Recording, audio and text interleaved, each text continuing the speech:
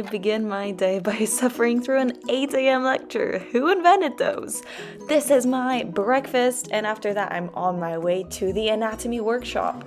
I am currently a third-year medical student, and we're having a little anatomy refresher after first year to be ready for our surgery rotation. So here I'm just showing you what our anatomy classrooms look like. We're very fortunate to be learning on real human cadavers, and here I am on the way back home through the beautiful city center of Krakow called Rynek. This building you're seeing in the middle is called Sukiennica, and fun fact, it used to be a medieval crossroad. Yes, and the endless pigeons. Depending on what mood I'm in, sometimes I prefer to study at home, and other times I go to the library.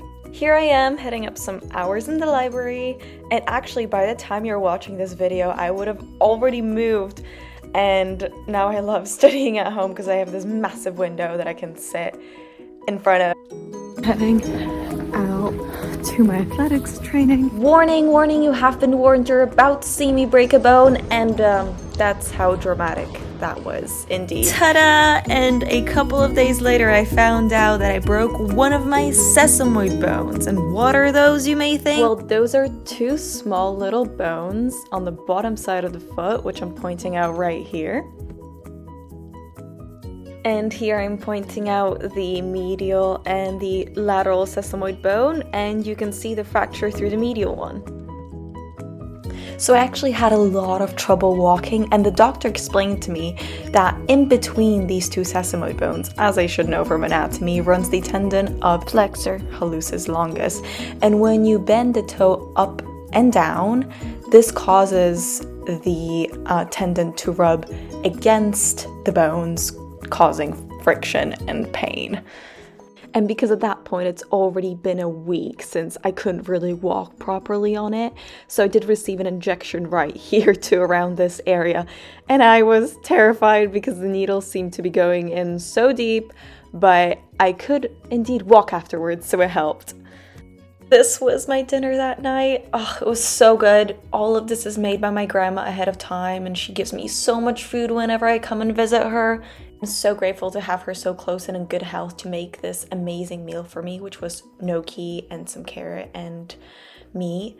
This is me getting ready the next day. I wasn't even in any pain. Like, nothing happened. I had no idea that I just broken a bone.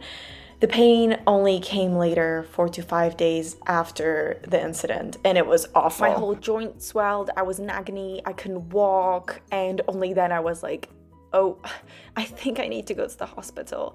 And this is us that day getting ready for surgery, getting scrubbed in and changed into our surgical scrubs. This was the first time we're getting changed, and I am wearing a white turtleneck in this video, which I did later take off because you're not allowed to wear anything except for the surgical scrubs to the theater.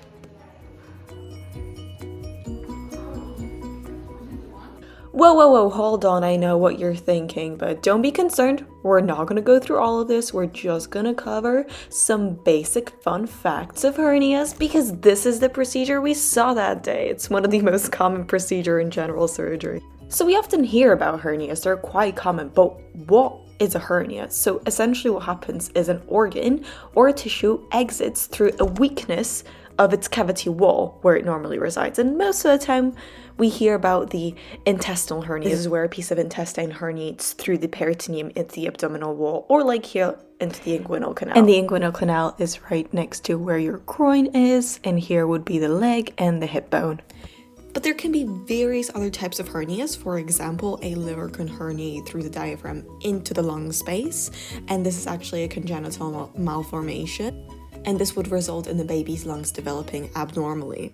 So our patient suffered from a direct hernia, but there are actually two different types of inguinal hernia, direct and indirect, and this has got to do with the location of the herniation and then its covering, which varies due to the anatomical nature of these two herniations. The procedure that we saw was called the Lichtenstein procedure, where a mesh is used to support the defect in the inguinal canal floor where the intestine has herniated through, so that it won't happen again. Now, would you believe that we actually saw a patient with a rare complication from this procedure? Where a piece of mesh has migrated to near the area of their rectum and formed fistulas, which they had a surgery for. Currently, the stress is high because I missed an email yesterday. And it was about my conference presentation. I'm going to a conference this weekend and I'll be presenting a patient's case. And yeah, I missed an email that they sent me yesterday. They were like, by the way, by tomorrow, which is now today, could you send us the presentation? And my supervisor messaged me today. He was like, well, do you have the presentation ready? And I'm like, oh, I was thinking of getting it ready by tomorrow. And then I saw that email and I sent it to him and I was like, oh my God, I'll send you the presentation in like 2 hours. So I have like half an hour left. I'm not done. I will definitely be recording the conference experience, so keep an eye out for that if it's not on the channel yet. It will be soon. The bags under my eyes are a real problem today. I did set my hair on fire twice before with a candle, so would be no surprise if I did that again. So this is me trying to finish off the presentation. I am working on a case report of a patient with primary progressive multiple sclerosis, and unfortunately due to the pandemic their treatment has been deferred and now they're not eligible for the treatment anymore, which is terrible. But I am describing a opportunity for them through clinical trials where they would be able to get access to this treatment free of charge because it's too expensive to pay for it. Today's day was so hectic I forgot to film the breakfast, but this is my dinner. And this is what the beauty looks like with the applesauce and some powdered sugar. Yummy! Guess what? I am graduating Oxford. I'm so excited and I can't wait to vlog that experience and show you the beautiful Oxford, graduating the University of Oxford with a distinction first class degree. I am so stoked. This was a long road, a long 2 years. Now I'm continuing my medical school. 3 more years till I am officially a doctor.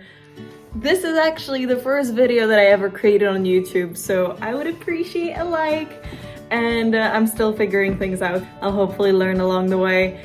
And let me know what you want to see from me. Comment below if you got any questions or if you got any suggestions for future videos. And the next video coming up will be about my first conference, what to expect from your first conference, why is it useful to go, etc, etc. As you can tell, I've moved. I'm in a different room. So thanks again so much for watching and I'll see you next time. Bye!